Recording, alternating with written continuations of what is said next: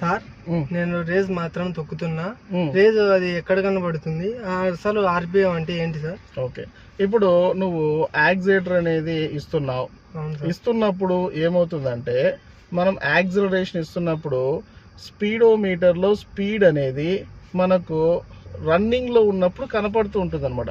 రన్నింగ్లో ఉన్నప్పుడు మనకు అక్కడ స్పీడోమీటర్లో 10 స్పీడ్ వెళ్తున్నామా, 20 స్పీడ్ వెళ్తున్నామా, 30 స్పీడ్ వెళ్తున్నామా కనపడుతుంది. కానీ ఆర్పిఎం అనేది మనం రేస్ చేస్తున్నప్పుడు, రన్నింగ్లో అయినా ఎక్కడైనా రేస్ చేస్తున్నప్పుడు, అది యాక్సిలరేటర్ తొక్కిన వెంటనే అది 1 దగ్గర, 2 దగ్గర, 3 దగ్గర, ఎక్కువ రేస్ చేసినప్పుడు 4 దగ్గర చూపిస్తుంది. అసలు ఆర్పిఎం అంటే ఏంటంటే రివల్యూషన్స్ పర్ మినిట్. ఆ రివల్యూషన్స్ అంటే మనం ఒక నిమిషంలో మన టైరు ఎన్నిసార్లు రోడ్డు మీద రివల్యూషన్స్ జరుగుతుందో దాన్నే మనం ఆర్పిఎం అని అంటాం. సో ఆర్పిఎం అంటే రివల్యూషన్స్ పర్ మినిట్ అని అర్థం. ఓకేనా? Okay, thank you sir. Okay.